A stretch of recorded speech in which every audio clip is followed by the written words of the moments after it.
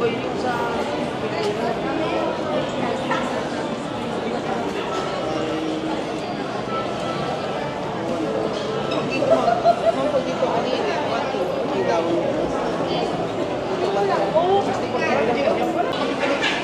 welcome back sa ating channel para sa latest update natin dito kay Realme guys ha. Dito naman tayo kay Realme guys. Ayan. Medyo 2 weeks na po yung last update natin eh. So dito, alamin natin yung kanilang mga model guys. Andito ang kanilang Realme 14 na series. Andito po ang kanilang 14 Pro 5G, 14 Pro Plus 5G. At syempre guys, sa mga gamer dyan, andito ang kanilang Realme GT7. So ito po yung kanilang power within reach na merong mataas na Antutu bench score guys ha. 2,200,000 plus po yung Antutu bench score nito. Ayan, ito po yung kanilang GT7. Tapos guys, hindi lang yan. Andito pa rin, ito po yung kanilang 14T 5G naman. So pagdating sa mga mid-range phone, ayan. Tapos andito rin, ito meron pa po sila dito guys na Realme 13 Pro. Guys, ito bigyan ko kayo ng idea do sa mga budget phone ni na Realme. Eh syempre kung naghahanap tayo ng budget lang, ito guys ang kanilang Realme C71. Check natin ang design. Guys, ang kanilang Realme C71, may dalawang variants yan guys eh. Tapos guys, ang maganda dito, ito yung isang oras mo lang na chinarge. Meron siyang 2 days of usage. So gano'n siya kabilis. Tapos gano'n siya katagal gamitin.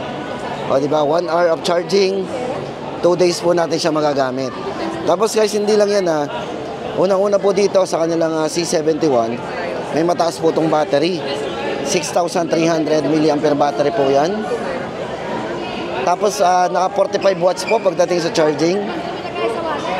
Ayan. At syempre matibay din po ang kanilang bagong Realme C71. Kasi ito po ay merong military grade shock resistance at naka-armor shell protection din po yan. At ito po ay naka-ano na rin meron na rin po itong sonic wave water ejection kung halimbawa ito po ay mabasa or masubmerge sa tubig.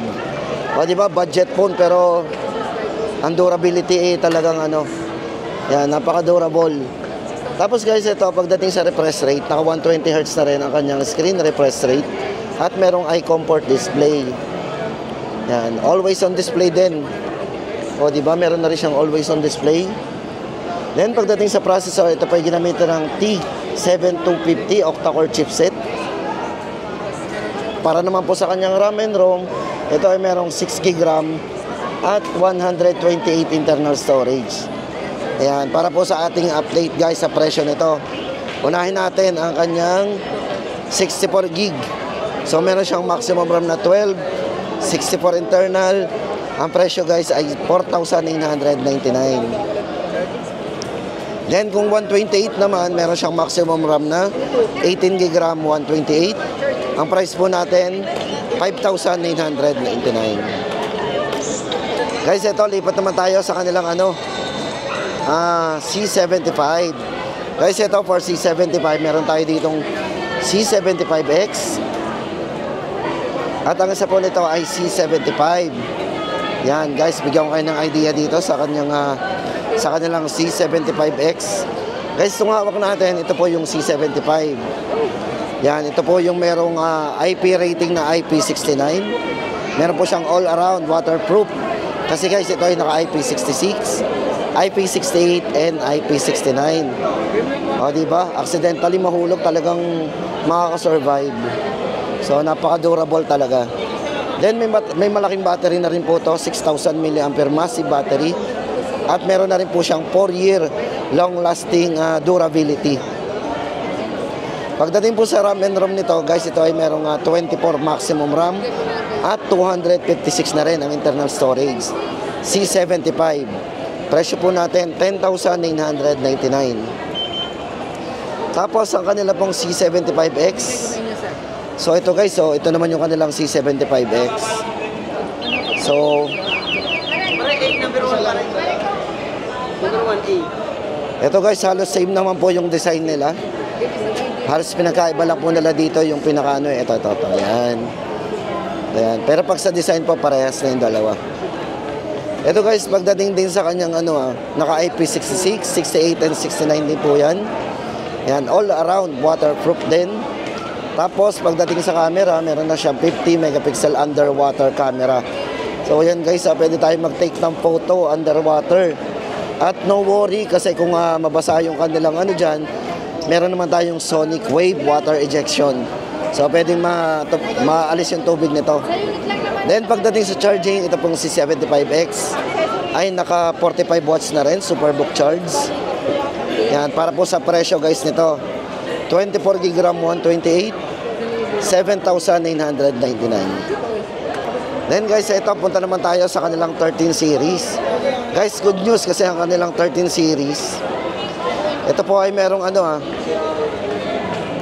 yan, meron po siyang discount. So naka-discount po yung kanilang Realme 13 Plus 5G. So sa mga naghahanap po dyan ng discount o yung mga discounted na presyo, ito po yung discounted nila. Then guys, ito naman ang update natin sa kanilang Realme 13 5G at ang kanila pong Realme 13 Plus 5G. Guys, same naman yung design nito. Ayan. Ito guys, bali sa ating itong hawak natin, ito po yung 13 Plus 5G. Tapos unahin muna natin ang presyo guys ng kanilang 13 5G. Ito pong kanilang 13 5G guys, naka 26 GB RAM, 256 GB internal storage. Pagdating po sa processor, ang kanila pong 13 5G ginamitan ng Dimensity 6300. Tapos guys, ito naka GT mode. Sa mga gamer dyan, ayan, naka GT mode, AI Boost 2.0. At ang maganda guys sa kanilang GT, ito sa kanilang 13 5G guys, ito ay merong 2,249mm para po sa kanyang vapor chamber cooling system. No worry tayo kahit tayo maglaro dito. Pagdating sa charging, naka 45 watts, Superbook charge with 5,000 mAh battery. Ayan. Then, syempre guys, ito very handy yan pagdating sa size ng screen. Ito po ay naka 6.7 full high definition plus display at naka 120 Hz na rin po ang kanyang screen refresh rate. Meron na rin po siya high resolution dual stereo speakers. At syempre, kung mahilig sa camera, yan, sa mga mahilig sa camera dyan, ito pa ay ginamitan ng 50 megapixel po na camera with optical image stabilization din. Then ang front camera po nito is 16 megapixel na rin. Yan.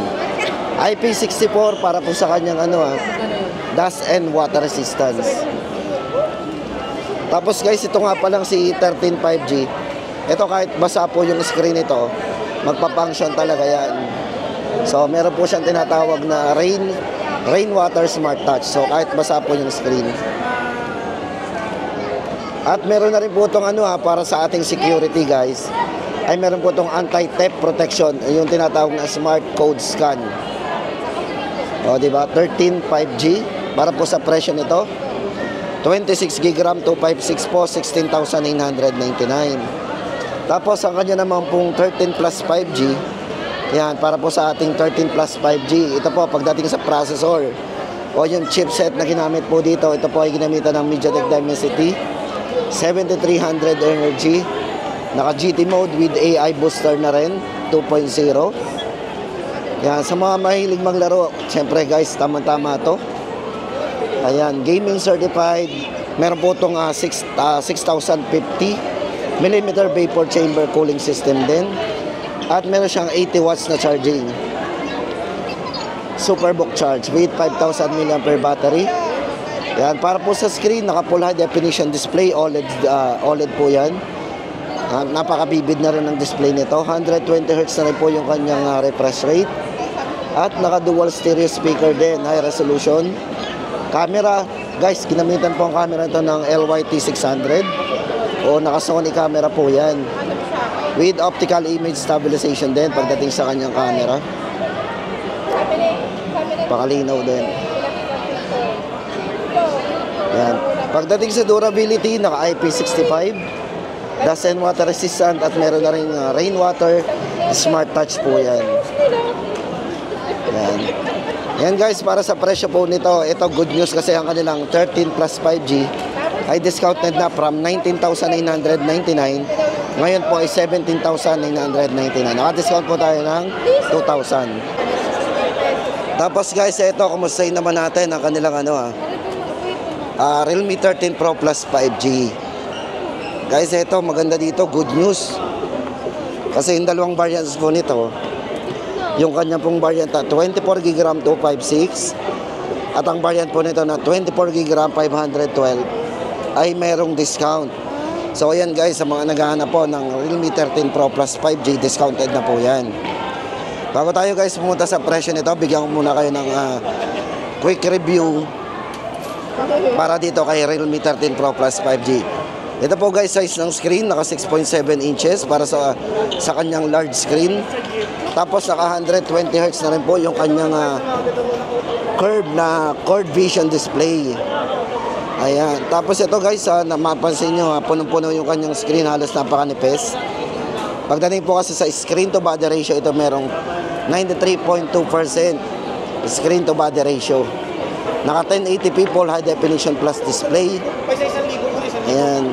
Tapos guys, ang maganda dito, pagdating sa camera, meron din siyang wide angle.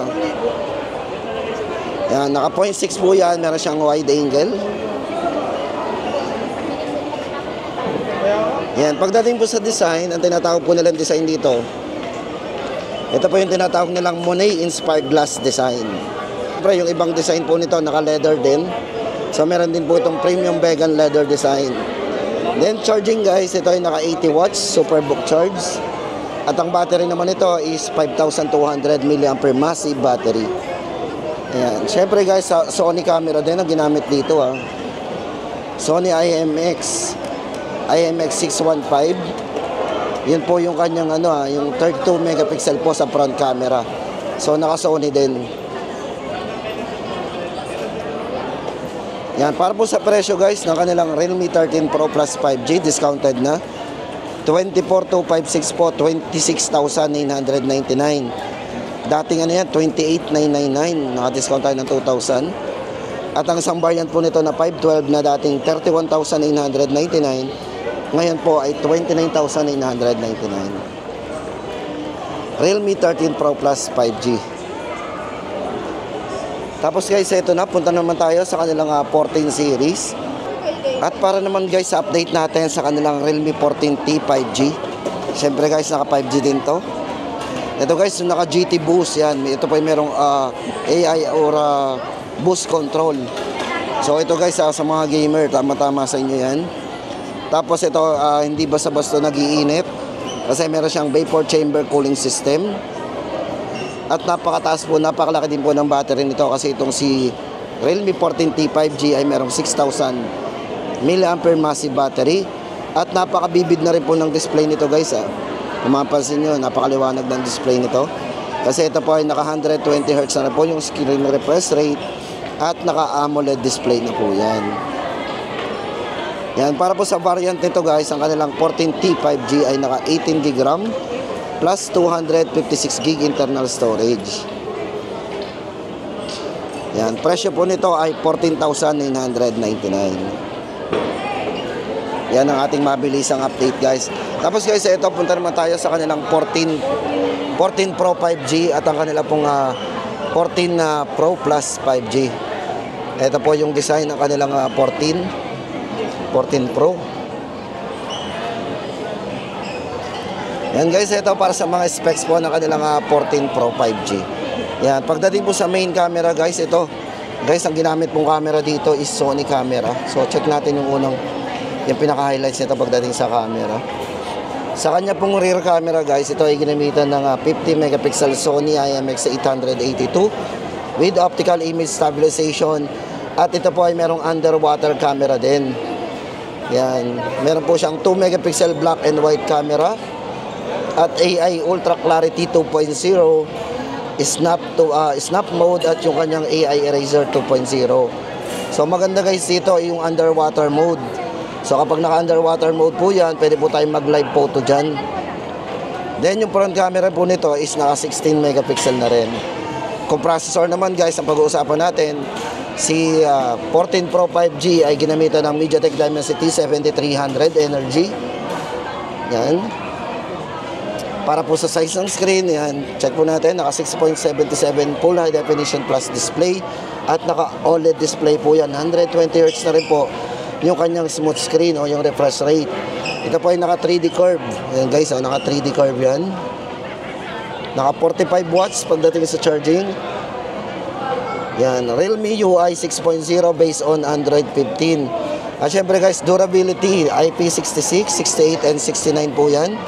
Accidentally, pwede ito masubmerge up to 2.5 meters for 30 minutes. Diba? Military grade shock resistance din, so matibay din yan. Yan, para po sa presyo guys ng ating 14 Pro 5G, 26,256 ay 21,999. Then yun naman pong isang variant ito, yung 14 Pro Plus 5G guys. Yan, bigyan ko naman po kayo ng pagdating sa camera din. Ang camera po nito guys ay lahat Sony din ang ginamit, naka 50 megapixel din po. IMX896 with optical image stabilization. At ang kanilang Pro Plus 5G po, ito po yung merong 120 times super zoom camera. Yan. Tapos sa wide angle po, naka 8 megapixel na rin. So malinaw na rin yung kanyang wide angle ha. So kung magte-take tayo ng wide angle dito, napakalinaw. Yan, meron na rin po siyang AI Ultra Clarity 2.0, AI Eraser at yung AI Snap Mode. Kung saan kahit magalaw ang subject, kahit sobrang bilis, ay malinaw ang kuha natin. Underwater mode din, pwede yan. At syempre, pagdating sa processor, ito pong si 14 Pro Plus 5G ay ginamitan ng Snapdragon 7S Generation 3 5G na rin, 4 nanometer yan. Kasi ito maganda dito, mataas po yung kanyang screen resolution kasi ito ay naka 6.8 inches, 1.5K resolution ang ginamit dito, naka OLED display. So bezel-less quad curve. So yan, bezel-less. Presyo po ng ating 14 Pro Plus 5G ay 27,999. Tapos guys, ito na ang ating huli sa listahan natin. Ang kanila pong Realme GT7 at ang kanilang GT70. Ayan. Tapos guys, ito pag-usapan naman natin ang kanilang GT series. Ang kanila pong GT7. Ito guys, ang GT7 ang design, no. At yung kanilang GT70 guys, pag-anuin natin compare natin yung design ng dalawa. Ayun, magkaiba po talaga. Medyo yan, yung sa kanya pong flash. Yan, ito po yung design guys. Halos design naman ng ng body build ay pareho. Doon lang sa likod ng camera pinagkaiba. Ito guys, unahin natin ang kanilang Realme GT7. Ito po yan, medyo dami po lang guys ang hawak natin. Ito guys, maganda dito, ang taas ng processor na ginamit dito ha. Ito guys is naka MediaTek Dimensity 9400E 5G processor at merong napakalaking Antutu bench score. So guys, ito merong 2,200,000 plus Antutu score. At ang battery pool guys nito medyo maliit lang po yung unit pero yung battery napakalaki kasi meron po tong 7,000 mAh massive battery at naka 120 watts po yung kanyang Superbook charge. So para po sa kulay guys, in design po na to iSense Graphene design. So meron tinatawag silang iSense Graphene design na tawag dyan. At meron po siyang cooling system guys, 7,700 millimeter. O diba? Tapos naka-cooling system. At meron na rin po itong signal catcher chip. So yan, yung signal natin, di ba sa mawawala. Tapos guys, ito pagdating sa kanyang performance. So yun nga po, meron siyang tinatawag na high network performance. AI travel snap camera. So kahit tayo ay maganda yung kinukuha natin, mga magalaw diyang mga kinukuha na natin, makukuha natin ng stable at maganda yung kuha. Tapos guys, maganda dito pagdating sa video resolution. Ito po ay naka 4K Dolby Vision para sa rear camera at naka 4K po. Naka 60 FPS para naman po sa front camera. Then pagdating po sa kanyang display, ito po ay naka 120 Hz po para sa kanyang AMOLED display. At pagdating sa brightness, ito po ay merong 6,000 nits brightness. Ang tinatawag na peak brightness. Yan. Touch sampling rate po niya ay 360 Hz. Presyo po ng ating Realme GT7. Para po sa presyo natin guys, ito po ay 37,999. Ito po ay naka 24 GB RAM, 512 internal storage. Yan. At syempre guys, ito naman ang kanilang GT70. Yan. For Realme GT70 guys, ito yung design. Ito po ay ginamitan ng MediaTek Dimensity 8400 Max 5G processor. Yan. Pagdating naman sa Antutu score po nito, ito ay merong 1,780 plus Antutu score. Napakabilis din. Then meron din siyang malaking battery, 7,000 mAh massive battery din. 120 watts din ang kanyang Superbook charge with iSense. Graphene design din yan, no? 7,700 ano din yan para sa kanyang cooling system. Signal catcher algorithm din, yan. At yan, sa mga, yan, sa travel din, kung tayo mahilig mag-photo, mag-shoot dun sa habang nagta-travel, tama-tama yan. Kasi meron siyang tinatawag na AI Travel Snap Camera. Naka 4K rear camera pagdating sa video at 4K po ang kanyang front camera. So naka 60 fps din para sa kanyang smooth video. May wide angle din, 112 degree. At pagdating po sa kanyang display, ito ay mayroong 120 Hz at naka AMOLED display na po yan. Peak brightness po nito guys, kung isasagad natin, peak brightness 6,000 nits, peak brightness display. At yung kanyang touch sampling rate is 360 Hz. Yan, para po sa presyo guys ng kanilang GT70, 29,999. Naka 24 GB RAM, 256 GB. At yan na guys ang ating pinaka-latest update dito kay Realme. Ayan na po ang ating update. Ngayon po ay June 29, 2025. Ayan guys, sa mga gusto po ng mga ganitong video, don't forget to follow po or mag-subscribe po tayo sa ating channel para lagi po tayong updated sa mga video na lagi po nating ini-upload.